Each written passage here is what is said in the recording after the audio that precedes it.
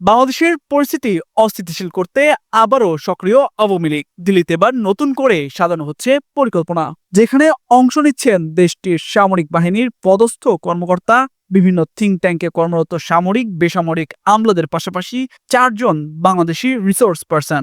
আর এই নিয়েই বাড়ছে কৌতূহল, বাংলাদেশ বিরোধী সেমিনারে অংশ নিতে যাওয়া কারা এই 4 ব্যক্তি।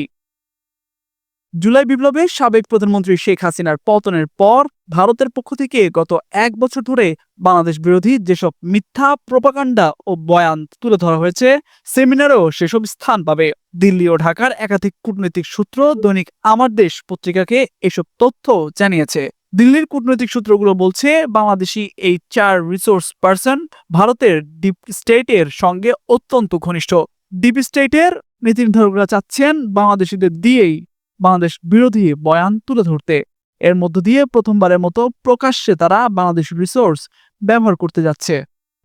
সেমিনারে অংশ নিতে যাওয়া 4 বাংলাদেশের মধ্যে Badrullah Hasan the Daily Star, Asian Aid সহ বিভিন্ন গণমাধ্যমে কাজ করেছেন। তিনি ইন্ডিয়ান এক্সপ্রেস সহ অন্যান্য ভারতীয় গণমাধ্যমে নিয়মিত লেখেন। 1996 সালে আওয়ামী লীগ ক্ষমতায় আসার পর বদরুল আহসান লন্ডনে বাংলাদেশ হাই কমিশনের প্রেস মিনিস্টার হিসেবে দায়িত্ব পালন করেন।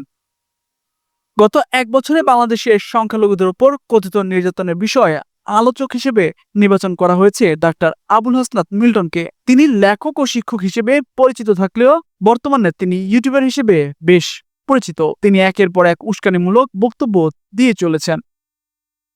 সেমিনারে অংশ নেওয়া সাবেক রাষ্ট্রদূত হারুন আল রশিদ সরাসরি জুলাই গণ অভ্যুত্থানের বিপক্ষে অবস্থান নেন। সে সময় তিনি মরক্কোতে বাংলাদেশের রাষ্ট্রদূত হিসেবে ছিলেন। শেখ হাসিনার পতনের পর তাকে দেশে ফেরার নির্দেশ দেয় পররাষ্ট্র মন্ত্রণালয়, কিন্তু দেশে না ফিরে ফেসবুকে বিতর্কিত পোস্ট দেন তিনি। দিল্লির ডিপ স্টেটের অত্যন্ত ঘনিষ্ঠ ব্যারিস্টার তানিয়া আমির এই আইনজীবী 2006 সালের সুপ্রিম কোর্টের এজলাস ভাঙচুরের অন্যতম হোতা। আওয়ামী সুবিধাভোগী এই বিতর্কিত আইনজীবী 2024 সালের দামি নির্বাচনে আওয়ামী লীগের মনোনয়ন চেয়েছিলেন। 2009 সালে তাকে গান্ধী শান্তি পুরস্কারে ভূষিত করে দিল্লি।